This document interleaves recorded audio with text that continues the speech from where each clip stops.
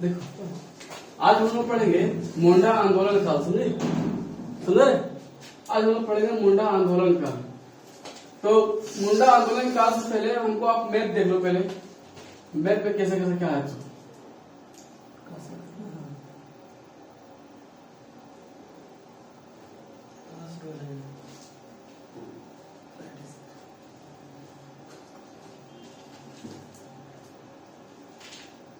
ये मैप हो गई, ठीक है। ये भारत के मैप है। तो भारत के इधर किसी को बोलते हैं पूर्व, ठीक है। इधर हम लोग बोलते हैं पश्चिम, इधर बोलते हैं हम लोग उत्तर, इधर हम लोग बोलते हैं दक्षिण। भारत के मानचित्र में सबसे पूर्वी राज्य को किसको बोलता है बाबू? अरुणाचल प्रदेश। अरुणाचल प्रदेश। भारत के मानचित्र में सबसे पश्चिमी राज्य कौन है? गुजरात। भारत के मानचित्र में सबसे उत्तर राज्य कौन है? जम्मू कश्मीर। इधर बाबू तमिलनाडु।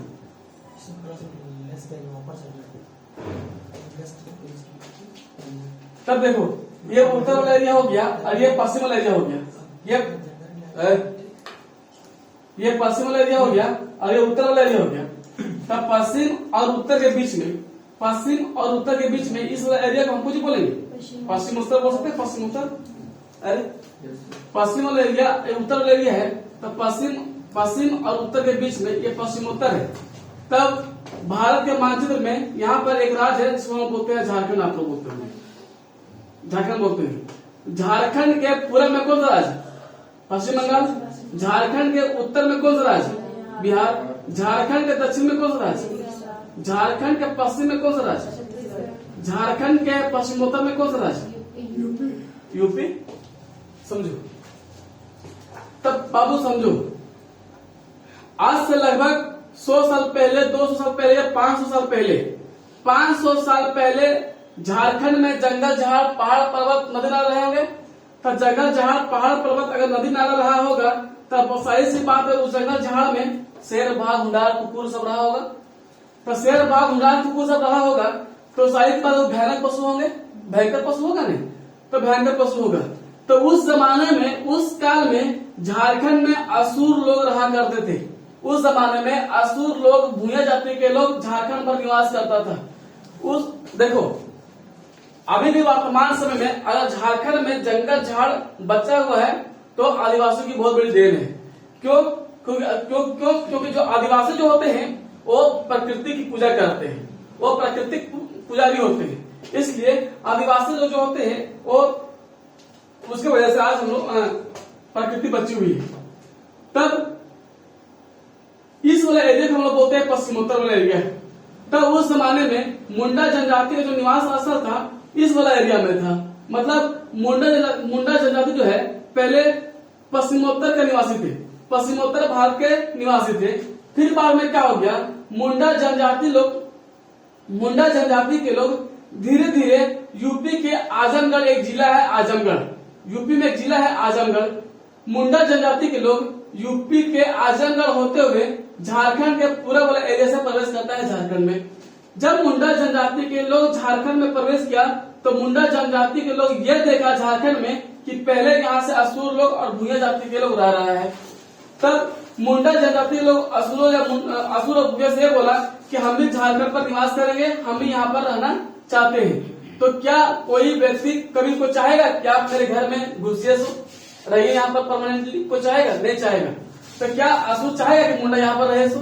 तब मुंडा और भूया लोग ये सोच रहा था कि किसी भी तरह से मुंडा को यहाँ से हम भगा दें। तब मुंडा जनजाति और असुर और भूया के बीच में लड़ाई हो गई। मुंडा और असुर और भूया के बीच में लड़ाई हो गई जिसके कारण मुंडा जीत जाता है और असुर और भूया लोग हार गए। असुर और भूया हार गया, सबसे बड़ा कारण यह था कि उसकी जनसंख्या जो थी वो कम थी। उसकी जनसंख्या कम थी और मुंडाओं की संख्या अधिक थी, जिसके कारण मुंडा जो है वो असुर लोग को या भूया को यहाँ से मार के भगा दिया और इस वाले एरिया में ढकेल दिया कि आप यहाँ पर नहीं रहेंगे। तब मुंडा जनजाति लोग है आकर के यहाँ पर निवास करना शुरू कर दिया, यहाँ पर रहना शुरू कर दिया झारखंड में, इस वाले एरिया में। धीरे धीरे झारखंड में मुंडा जनजाति लोग है रांची वाला एरिया में प्रवेश किया। अभी भी वर्तमान समय में देखेगा कि झारखंड में सबसे अधिक मुंडा रहता है तो रांची जिला में रहता है, ठीक है। अभी भी वर्तमान में देखिएगा तो मुंडा जो है सबसे अधिक आपका रांची जिला में प्रवास करता है। अगर संथाली पूछेगा कि संथाली जो है सबसे अधिक किस जिला में प्रवेश करता है, किस जिला में निवास करता है, हम बोलेंगे संथाल परगना में, हम बोलेंगे संथाल परगना। संथाल परगना में कुछ 6 जिले आते हैं, दुमका, जामताड़ा, देवघर, गोड्डा, पाकुड़, साहेबगंज। इस वाला एरिया में सबसे अधिक संथाल जनजाति का निवास है, लेकिन मुंडाओं का सबसे अधिक निवास कहाँ पर है, रांची वाला एरिया में। ठीक है, तब मुंडा जनजाति लोगों ने असुर को यहाँ से मार कर भगा दिया। मार के भगा देने के बाद क्या हो गया कि यहाँ पर मुंडा लोग देखा कि यार यहाँ पर बहुत सारा जंगल झाड़ पहाड़ पर्वत नदी नाला है, तो क्यों ना ऐसे साफ उठ करके हम लोग रहने लायक घर बना ले, खेती भूमि बना ले। तब मुंडाओं ने क्या किया, मुंडाओं ने यहाँ पर जंगल झाड़ को साफ किया, जो भी होगा साफ किया होगा, जंगल झाड़ को यहाँ पर साफ किया होगा। साफ करने के बाद यहाँ पर खेती लायक भूमि बनाया होगा। जब ऐसे मुंडा जिसने जंगल झाड़ को साफ किया, वैसे मुंडा जिसने जंगल झाड़ को साफ किया और खेती लायक भूमि बनाया, उस मुंडा को कुछ बोला गया, उस मुंडा को बोला गया खुटकट्टीदार। खुटकट्टीदार, खुट का अर्थ होता है परिवार, समझे? खुट का अर्थ होता है, खुट का अर्थ होता है परिवार, खुट का अर्थ होता है परिवार। फिर मुंडाओं ने क्या किया, जंगल झाड़ को साफ किया, खेती लायक भूमि बनाया, खेती लायक भूमि बनाया। तब क्या किया, मुंडाओं ने धीरे धीरे वहां पर बसना भी शुरू कर दिया, धीरे धीरे झोपड़ी बनाया, झोपड़पट्टी बनाना शुरू किया। तब मुंडाओं ने वहां पर झोपड़ी बनाना शुरू किया, झोपड़पट्टी बनाना शुरू किया। बनाते बनाते उन्होंने एक गांव का निर्माण कर लिया, उन्होंने एक गांव का निर्माण किया गया। वैसे मुंडा जिसने गांव का निर्माण किया, उस मुंडा को हम बोलते हैं खुटकट्टीहातू। ठीक है, उस मुंडा को बोला गया खुटकट्टीहातू। अब जंगल झाड़ साफ हो गया, खेती लायक भूमि बन गया और गांव का भी निर्माण हो गया। तब गांव का निर्माण हो गया तो उस गांव में तो कोई तो राजा चाहिए, कोई भी चाहिए ना राजा वहां पर। तब सभी मुंडाओं लोगों ने मिल करके, समझ में आ रहा है, कुछ दिक्कत हो रही है, क्लियर हो रहा, बात क्लियर हो रहा है? अब देखो यहाँ पर मुंडा लोग निवास कर गया, मुंडा लोग यहाँ पर प्रवेश कर गया, गांव का निर्माण हो गया, सब भूमि सब बना लिया।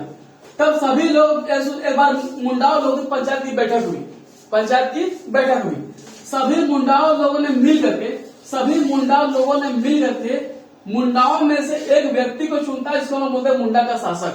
ठीक है, मुंडाओं में से सभी मुंडा लोगों ने मिल करके वहां का इस गांव का एक राजा को चुनता है। उस राजा का नाम था ऋषा मुंडा।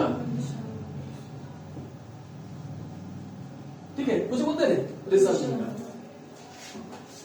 मुंडा लोगों ने अपने बीच में एक सबसे प्रथम, अगर हम पूछेंगे मुंडा जनजाति में प्रथम नेता कौन था मुंडाओं का, ऋषा मुंडा। मुंडा जनजाति में जो प्रथम नेता था उसका नाम था ऋषा मुंडा।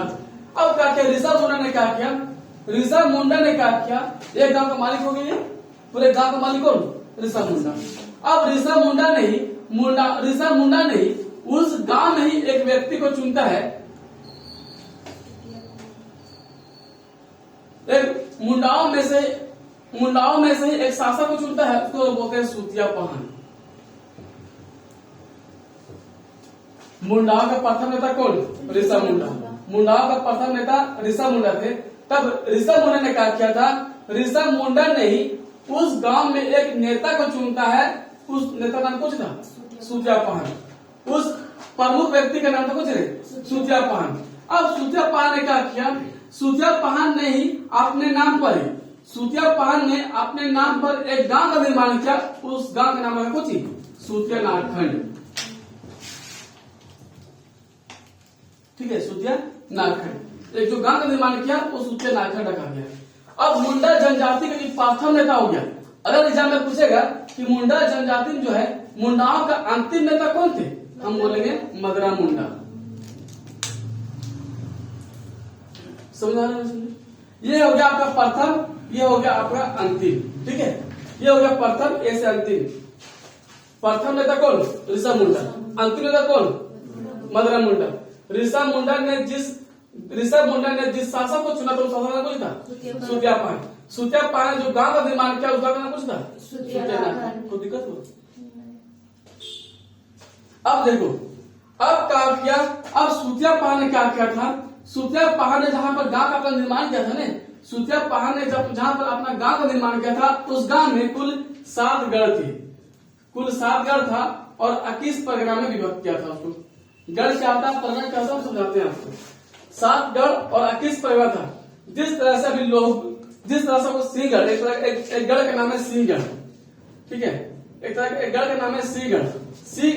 गढ़ का नाम है, कुल 7 गढ़ थे ना, कुल 7 गढ़ थे। 7 गढ़ में, इस 7 गढ़ों में से एक गढ़ था, नाम है सिंहगढ़। सिंहगढ़ से बना है सिगुन, ठीक है, सिंहगढ़ से बना कुछ सिगुन। एक था पालनगढ़, जैसे एक नाम है पालनगढ़, तब पालनगढ़ से बना पलामू, ठीक। इस तरह से क्योंकि आप लिखवा देंगे, इस तरह से कुल मिला के कुल 7 गढ़ था और 21 परगना थे।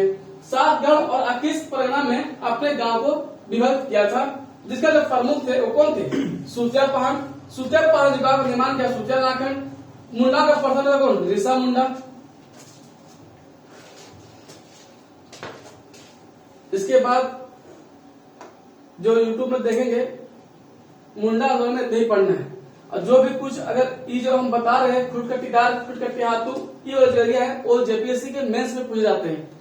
ये चीज हम जो बताए हैं वो जेपीएससी लेवल की थी, ये चीजें सब जेपीएससी में पूछते हैं।